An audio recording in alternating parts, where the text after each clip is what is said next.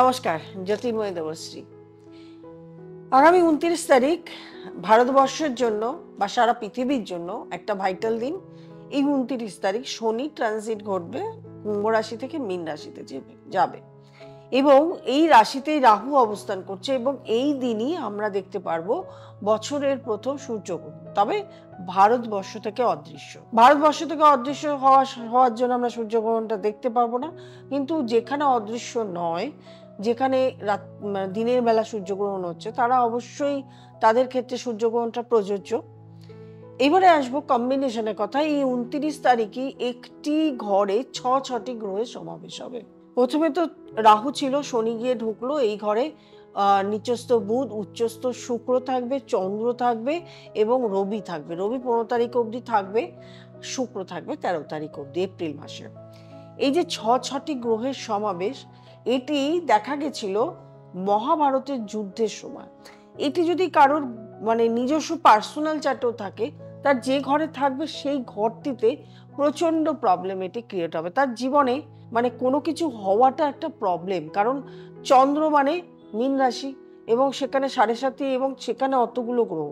কি কি গ্রহের কানেকশন হয়েছে প্রথমে বলবো। চন্দ্র রাহু, চন্দ্র শনি, চন্দ্র বুধ, এই কানেকশন। এবারে শুক্র রাহু কানেকশন হয়েছে, রাহু রবি কানেকশন হয়েছে, রাহু শনি কানেকশন হয়েছে। ওদিকে শনি রবি, চিন্তা করতে পারছেন কতগুলো কানেকশন এক জায়গায় হচ্ছে। এতগুলো কানেকশন যখন একটি ঘরে হয়, তখন কিন্তু তার কোনো কিছুই ভালো হয় না। সুতরাং আগামী দিনে ভারতবর্ষ বিভিন্ন রোগ ভোগ, ভূমিকম্প, সুনামি, টর্নেডো বলতে ঝড় ঝঞ্ঝা, সুনামি, তার সঙ্গে তুষারপাত, বিভিন্ন রকম প্রবলেমের মধ্যে পড়তে চলেছে ইদানিং।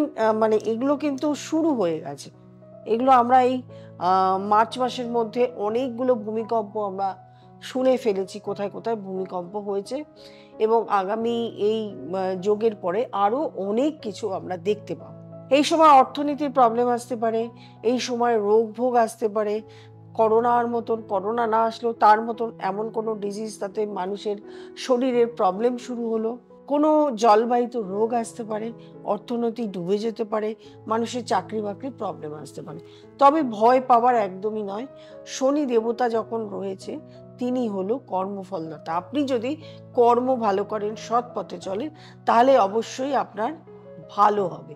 এবং আপনি যদি পথ নেন ঈশ্বরের পথ, ঈশ্বরকে বিশ্বাস করেন, ভক্তি করেন, ঈশ্বরের পুজো করেন, তাহলে কিন্তু আপনারা পাবেন এই ভালো ফল, ভালো রেজাল্ট পাবেন। মহাভারতে যেমন শুরু হয়েছিল, সেই সময় আমরা অনেক কিছু ফল দেখতে পেয়েছিলাম।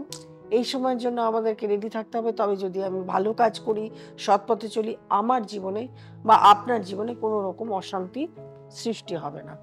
আমি চেষ্টা করি আপনাদেরকে একটা পথ দেখানোর, সময়টাকে জানানোর, সাবধানতা বাণী, এইগুলো আমার চেষ্টা থাকবে আপনারা যাতে বিপদের সম্মুখীন না হন। যদি আপনাদের মনে হয়, তাহলে নিচের নাম্বারে একবার ফোন করে বুকিং করে চেম্বারে দেখাতে পারেন। প্রবলেমে আছেন তারা দেখাতে আসতে পারেন। অনলাইন অফলাইন দুটোই চালু আছে। আর আপনারা যারা নতুন প্রোগ্রাম দেখছেন, তারা অবশ্যই সাবস্ক্রাইব করবেন, লাইক করবেন, কমেন্ট করবেন, শেয়ার করবেন এবং নোটিফিকেশন অল বেলটি প্রেস করতে ভুলবেন না। প্রত্যেকে ভালো থাকবেন, আনন্দে থাকবেন। নমস্কার।